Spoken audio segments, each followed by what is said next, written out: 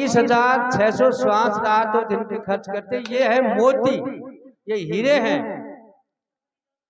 क्या कहूँ, क्या कहता हूँ, क्या बजाऊं ढोल, और एक एक श्वास में जात है तेरा 3 लोक का मोल।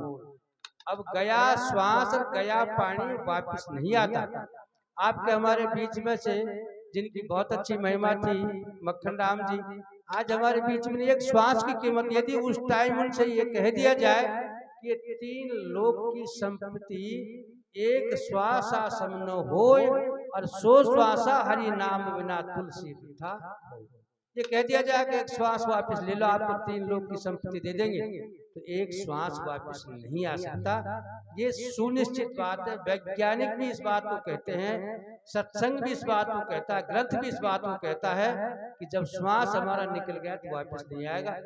इसलिए प्रत्येक श्वास को निकलते वक्त भी, लेते वक्त भी, ओम और स्वयं दोनों इसमें चलती हैं।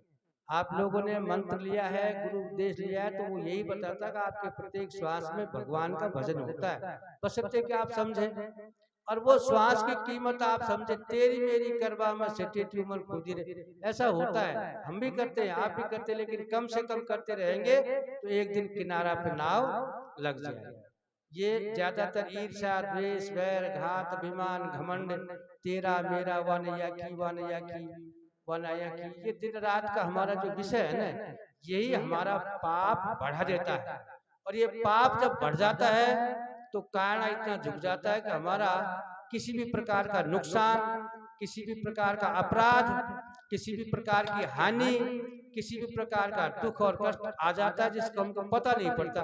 और फिर हम पश्चाताप करते, अरे साहब इसे क्या पता कैसे इस समय कौन सा। इसलिए अधिक से अधिक पुण्य करो, अधिक से अधिक पुण्य करोगे तो निश्चित रूप से हमारा पुण्य का खजाना भर जाएगा। तो जो कभी गलती हुई भी है, अपराध हुए भी है, तो वो सारे अपराध भगवान के चरणों में चले जाएंगे और पुण्य आपके सामने आ जाएंगे।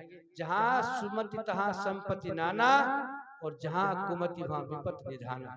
संपत्ति का अर्थ है सुमति, एक विचार, एक बात, एक ने कहे सबने मानी, और सबने कहे अलग अलग, तो किसी ने नहीं मानी, किसी की तो समझ लो वो बेकार कर जाएगा। तो ऐसी स्थिति समबुद्धि, समता, धीरज, धर्म, मित्र और नारी, ये सारी चीजें जो है ना अपने जीवन को अच्छा बनाती हैं, बढ़िया बनाती हैं। सुमति होनी चाहिए अपने अपनी सुमति में, कुमति नहीं, कुमति का मतलब दुर्बुद्धि। सासू और बहू का विचार, जेठ और बहू का विचार, परिवार में माता और पिता का विचार, संतान का ये कर्तव्य बनता है।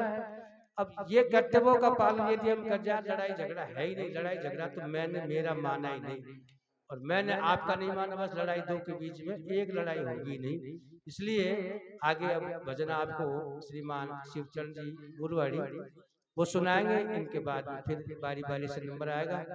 जितनी देर आप सत्संग सुनो, आराम से सुनो, सोना चाहो सो जाओ, दुख की घड़ी नहीं है। सत्संग तो जितनी देर चलेगा उतनी देर चलेगा। आप लोग सो तो बढ़िया, सुनो तो बढ़िया, आवाज करो तो बढ़िया, नहीं करो तो बढ़िया। ये तो एक निमित्त मात्र है, बाकी सत्संग तो आपके जीवन में कभी भी नुकसान नहीं हो सकता, अच्छा रहेगा। बोलो सच्चिदानंद भगवान की जय।